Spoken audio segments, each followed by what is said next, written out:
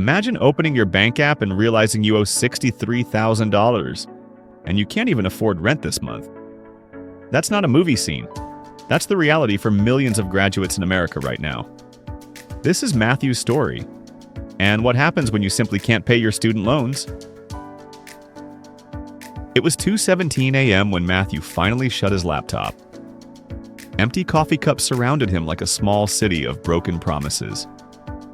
The room smelled of instant noodles and the faint hint of burnt candle wax. He stared at the glowing screen, his online student loan account, and the red numbers staring back at him. $63,482.17. That was his student loan balance. Matthew had graduated from a mid-sized university in Ohio 2 years ago, a bachelor's in communications. He'd been proud of it until the grace period ended and the bills started coming in. When he was a student, debt had always felt like a future problem, something distant, abstract, like climate change or retirement. He worked part-time at a coffee shop, covered rent with 2 roommates, and told himself, "I'll deal with it once I get a real job." But the real job never came. After graduation, Matthew worked in retail for a year. Then he did freelance work online, content writing, video captions, marketing gigs that paid $50 here and there. The money barely covered food and rent, let alone the monthly loan payments of $420. He tried to make the first 2 payments, then he missed 1, then 2, then 3. Emails started coming in. Important notice: payment overdue. He stopped opening them. His mom called one night. "Are you doing okay, honey? Did you make your payment this month?" He lied. "Yeah, Mom, I'm on top of it." That was the night he realized he wasn't just broke. He was ashamed. And that's where I come in. My name's Evan Mitchell, and I'm a financial counselor specializing in student debt. I met Matthew last year when he reached out to our nonprofit financial wellness program. His story isn't unique, but it's painfully common. So today, I want to share Matthew's experience to talk about something many young Americans are quietly struggling with: what happens when you can't pay your student loans, and what you can actually do about it.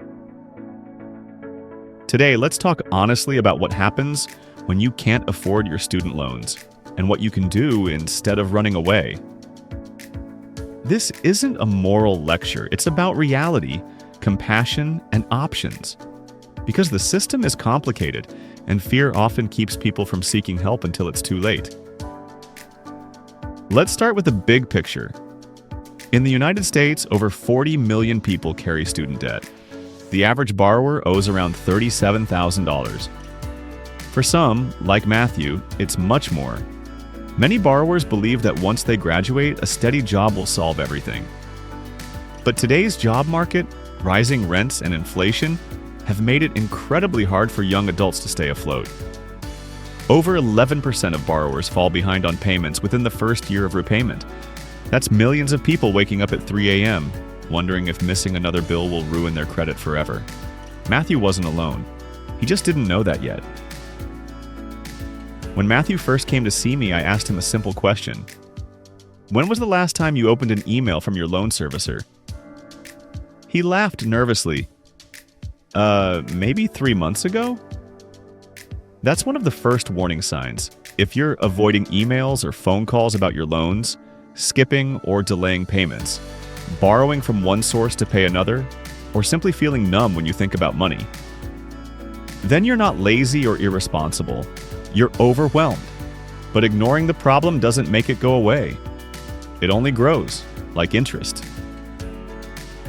When Matthew finally gathered the courage, he called his loan servicer. He was terrified. He thought someone would scold him, threaten him, or tell him it was too late. Instead, the woman on the other end said calmly, "I'm glad you called, Matthew. Let's look at some options." That's something most people don't realize. Silence is the worst choice. If you stop paying, your loan can go into default. That means it might be handed to a collection agency, your credit score can drop dramatically, your tax refunds can be seized, and your wages might be garnished. But before that happens, you usually have multiple paths to avoid disaster. Loan servicers actually have programs to help borrowers like Matthew: deferment, forbearance, or income-driven repayment plans. He just didn't know they existed. This was the game changer for Matthew. An income-driven repayment plan, IDR, is a system where your monthly payment is based on how much you actually earn. If your income is low, your payment can drop to as little as $0 for a while. After 20 to 25 years of consistent payments under this plan, any remaining balance can be forgiven. In Matthew's case, his adjusted income was under $25,000 per year. Under the standard plan, he owed $420 monthly. Under the new income-driven plan, his payment dropped to $47. He almost cried when he saw that number. For the first time, the debt didn't feel like a life sentence. It felt like a challenge he could manage. He told me later, "I just wish someone had told me this earlier." Sometimes even $47 is too much. If you lose your job, go back to school, or face financial hardship, you can apply for deferment or forbearance, temporary pauses in payments. Deferment may stop both payments and interest for some federal loans, while forbearance usually pauses payments but allows interest to keep building. It's not a long-term fix, but it can buy time to breathe, to stabilize, to plan your next move. When Matthew's freelance work dried up for a few months, he applied for a 3-month forbearance.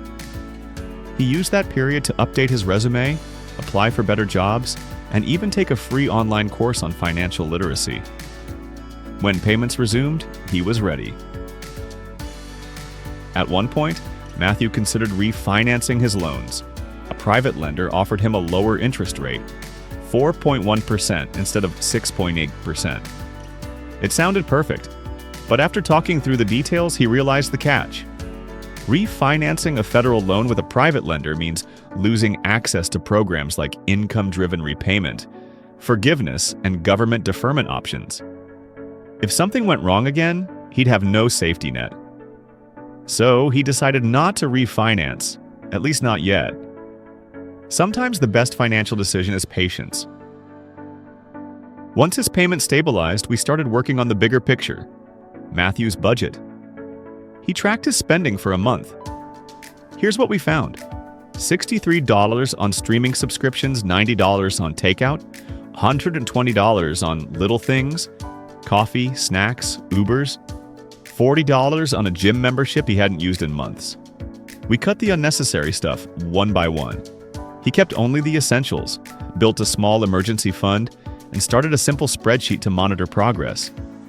He also found ways to earn extra income, offering freelance copywriting and even managing social media for a local cafe. That side hustle brought in an extra $200, $300 a month. He once told me, "I used to feel like I was drowning. Now I feel like I'm swimming with a life jacket." And that's the point. You don't have to be debt-free overnight. You just have to stay afloat long enough to make progress. Last summer, Matthew sent me an email. Subject line: good news. He'd landed a full-time marketing job at a tech startup in Chicago. He was still paying off his loans, but he was consistent, confident, and finally in control. He said, "I used to think my debt defined me, like it was this big label on my forehead. Irresponsible. But now I see it differently. It's just a number. It doesn't say who I am, it says what I learned." He's right. Student debt doesn't define your worth. It doesn't measure your intelligence, your ambition, or your kindness. It's just a financial tool, one that sometimes becomes too heavy. But you can always take back control by asking questions, by communicating, by making small, smart choices that compound over time.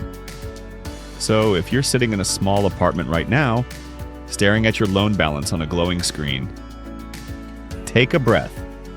You're not alone. Call your lender. Ask about repayment options.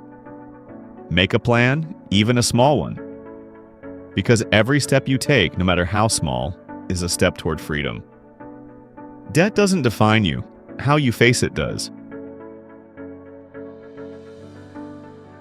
If my story resonates with you, leave a comment below. I'd love to know what you're going through or how you've managed to overcome your student debt. Don't forget to hit like, share this video with someone who might be struggling like I was. and subscribe to the channel so we can keep learning how to survive and live well under all this financial pressure.